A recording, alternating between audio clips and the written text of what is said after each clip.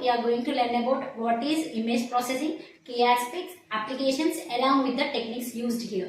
First, image processing అంటే ఏంటంటే ఒక ఇమేజ్ ని మనము ఏం చేస్తున్నామంటే దాంట్లో నుంచి మనకి యూస్ఫుల్ ఇన్ఫర్మేషన్ని తీసుకోవడం కానీ లేకపోతే క్వాలిటీని ఇంప్రూవ్ చేయడం కానీ ఎనలైజ్ చేయడం లాంటివి కనుక చేస్తే దాన్ని మనం ఏమంటామంటే ఇమేజ్ ప్రాసెసింగ్ అని అంటాం అనమాట. Okay, so let me read the definition. It is a technique used to manipulate and analyse A digital image to extract the useful information, enhance quality are analysis. అంటే ఇది ఒక టెక్నిక్, దాన్ని use చేసుకొని మనము ఒక ఇమేజ్ లో మనకు కావాల్సిన ఇన్ఫర్మేషన్ ఎక్స్ట్రాక్ట్ చేయడం అంటే తీసుకోవడం కానీ క్వాలిటీని ఇంప్రూవ్ చేయడం కానీ ఎనలైజ్ కానీ చేయడం చేస్తే దాన్ని మనం ఏమంటామంటే ఇమేజ్ ప్రాసెసింగ్ అని చెప్పేసి అంటాం అనమాట. Okay, next what are the key aspects used అంటే ఇది ఏం చేస్తుంది. ఓకేనా, మనకి ఇమేజ్ ప్రాసెసింగ్ అనేది ఏం చేస్తుందంటే ఇమేజ్ ఎన్హాన్స్మెంట్ చేస్తుంది. ఇమేజ్ ఎన్హాన్స్మెంట్ అంటే ఇప్పుడు మీకు ఒక ఇమేజ్ తీసుకున్నారు, ఫర్ ఎగ్జాంపుల్ మీరు ఒక ఫోటో తీసుకున్నప్పుడు మీ వెనక ఎవరైనా పర్సన్ వచ్చారనుకోండి, దాన్ని రిమూవ్ చేయడం కోసం ఎడిట్లోకి వెళ్ళి ఎన్హాన్స్ కొట్టి ఎరేస్ చేయడం లాంటివి చేస్తారు. అవునా, అంటే అక్కడ మీరు ఏం చేస్తున్నారంటే ఎన్హాన్స్ చేస్తున్నారు, ఇమేజ్ని ఎడిట్ చేయడం, నాయిస్ని రిమూవ్ చేయడం కానీ బ్రైట్నెస్ పెంచడం లాంటివి చేస్తే దాన్ని మనం ఏమంటామంటే ఇమేజ్ ఎన్హాన్స్మెంట్ అని చెప్పేసి అంటాం.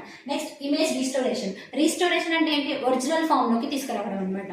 రీస్టోర్, రీయూజ్ లాంటివి వింటాం మనం, మళ్ళీ మళ్ళీ తీసుకురావడం అంటే ఒరిజినల్ ఫామ్లోకి తీసుకొస్తే దాన్ని మనం ఏమంటామంటే ఇమేజ్ రీస్టోరేషన్ అని చెప్పేసి అంటాం అనమాట. ఫర్ ఎగ్జాంపుల్ వెడ్డింగ్ ఫొటోస్ ఉన్నాయనుకోండి, బ్యాక్గ్రౌండ్ ఒకటి ఉంటుంది, దాన్ని మనం వాడు ఎడిట్ చేసేటప్పుడు వేరే బ్యాక్గ్రౌండ్ పెట్టేస్తాడు. అవునా, వేరే బ్యాక్గ్రౌండ్ లోకి పెట్టిన దాన్ని మళ్ళీ మనకు ఒరిజినల్ ఫామ్ లోకి తీసుకొస్తే దాన్ని మనం ఏమంటామంటే ఇమేజ్ రీస్టోరేషన్ అని చెప్పేసి అంటాం అనమాట. Next image analysis. ఎనాలిసిస్ అంటే ఏంటంటే యూస్ఫుల్ ఇమేజ్ లోకి కన్వర్ట్ చేయడం అనమాట.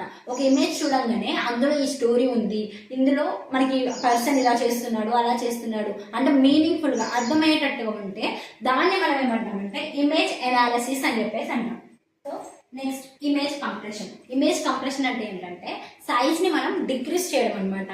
ఒక ఇమేజ్ ని సైజ్ ని డిక్రీజ్ చేసుకుంటే దాన్ని మనం ఏమంటామంటే ఇమేజ్ కంప్రెషన్ అని అంటాం. ఓకే, ఇమేజ్ ప్రాసెసింగ్ అనేది ఇమేజ్ ఎన్హాన్స్మెంట్ ని యూజ్ చేసుకుంటుంది, రీస్టోరేషన్ ని యూజ్ చేసుకుంటుంది, ఎనాలిసిస్ చేస్తుంది, కంప్రెషన్ చేస్తుంది అనమాట. అంటే మనకి ఒక ఇమేజ్ ప్రాసెసింగ్ అనేది ఈ కీ ఆస్పెక్ట్స్ అన్నిటిని పర్ఫామ్ చేస్తుంది అనమాట. Okay, next applications.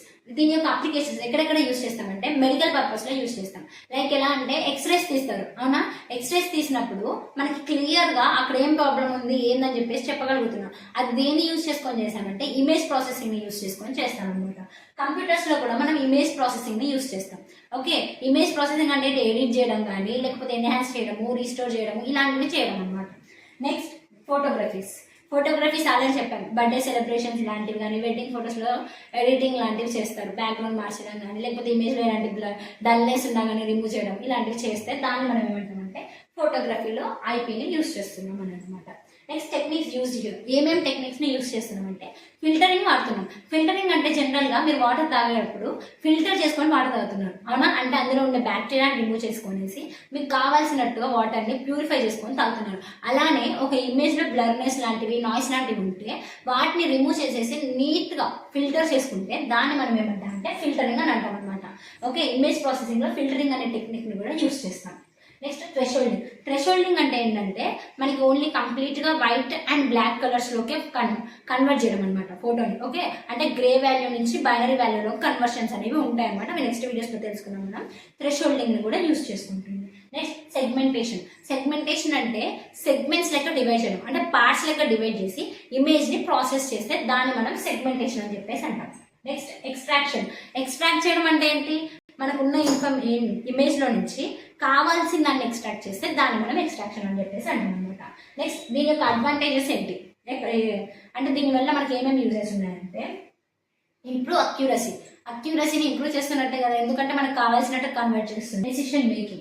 Decision making అంటే ఏంటి, మీరు డెసిషన్ని తీసుకోవచ్చు మీ అంతటా మీరే. అంటే వెనక నాకు ఇట్లా కావాలి అలా కావాలి, లేకపోతే ముందు నాకు ఇట్లా కనిపించాలి, ఎక్కువ బ్రైట్నెస్ కావాలి, ఇట్లా కావాలి, అట్లా వద్దు, అట్లా మనం డెసిషన్స్ అనేవి తీసుకోగలుగుతున్నాం అనమాట. So it is decision making. Next improve quality. మనకి బ్లర్నెస్ని తగ్గించి బ్రైట్నెస్ని పెంచి మనకు కావాల్సినట్టు ఇస్తుంది అండ్ క్వాలిటీని ఇంప్రూవ్ చేస్తున్నట్టే కదా. So it improves the quality. Next high ఎఫిషియన్సీని కూడా ఇది మనకి ఇంప్రూవ్ చేస్తుంది అనమాట. So this is the advantages. So this is overall about the image processing. In the next video, let us learn about digital image through scanner. Thank you.